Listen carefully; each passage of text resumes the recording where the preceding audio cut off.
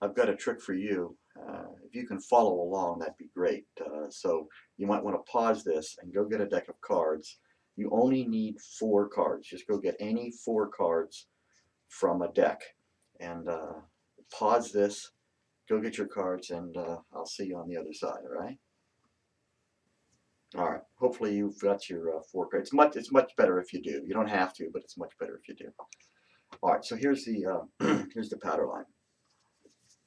People ask, how do you learn the magic? And it turns out that magic is a lot like other scientific fields.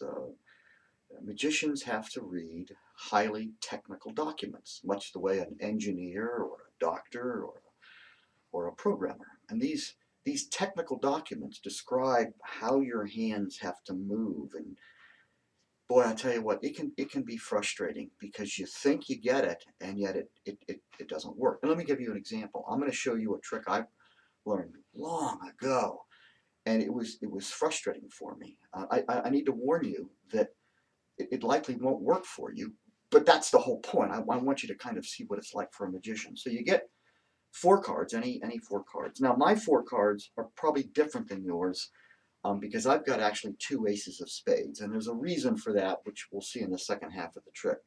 But I've got an ace, a queen, a joker, and another ace. Um, the cards are going to be face down, so you want to make sure that your cards are face down. The important part is that you only got 1, 2, 3, 4 cards, and no more, and they're all face down. All right, so follow along. This is what the magic book says to do. The magic book says you take the top card, make sure it's only 1, turn it face up, and then put it on the bottom. Okay.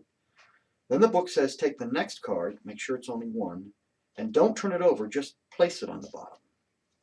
Okay. Now it says turn the whole packet over, take that top card, make sure it's only 1, and turn it face down on the top. And then lastly, take the bottom card, which is face up, turn it over, and put it back on the bottom. And according to the magic book, you should now have 1, 2, 3, 4 face down cards. I know, it's crazy. You do everything the book says, and somehow it doesn't work out. Maybe you missed a step. Let's do it again. Make sure your cards are all face down. Square them up. Let's do it again. Take the top card, make sure it's only 1, and put it on the bottom. Take the next card, it's only 1, don't turn it over, just place it on the bottom. Okay. Turn the whole packet over, take that top card, only 1, turn it down, take the bottom card, only 1, turn it over and put it on the bottom, and you should have 4 face down cards.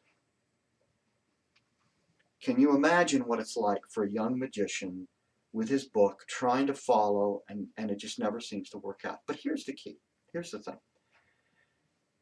Once you figure out the wording in the book, oh, I get it. Okay, all right. Then you can do this next trick. I'm actually going to remove one of the cards. I'm going to remove the joker. I went to a carnival, and there was a con man there. Now he's not called a con man. He's called a carnival barker. All right, and he's got a trick. It's called Find the Lady. For 50 cents a bet, you can try to find the lady, the queen. So here's how it goes. He'll say, look, I've got 3 cards here. One of them is an ace of spades. The other one, my next one, is a queen of hearts, the lady. The last one is another ace of spades. Now I'm just going to take the cards and give them a little shuffle, and what you have to do is to find the lady, 50 cents a bet.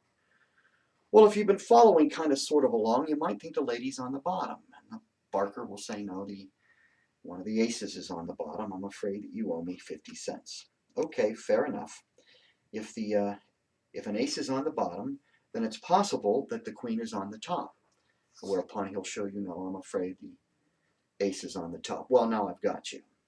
I'm down a buck, but if an ace is on the bottom and an ace is on the top, then surely the queen is in the middle. Whereupon he says, I'm afraid you owe me $1.50. You see, the ace is also in the middle.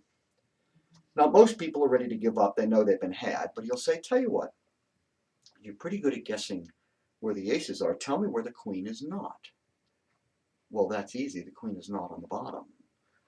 Well, that's not correct. You see, the queen is on the bottom. Now I've definitely got you.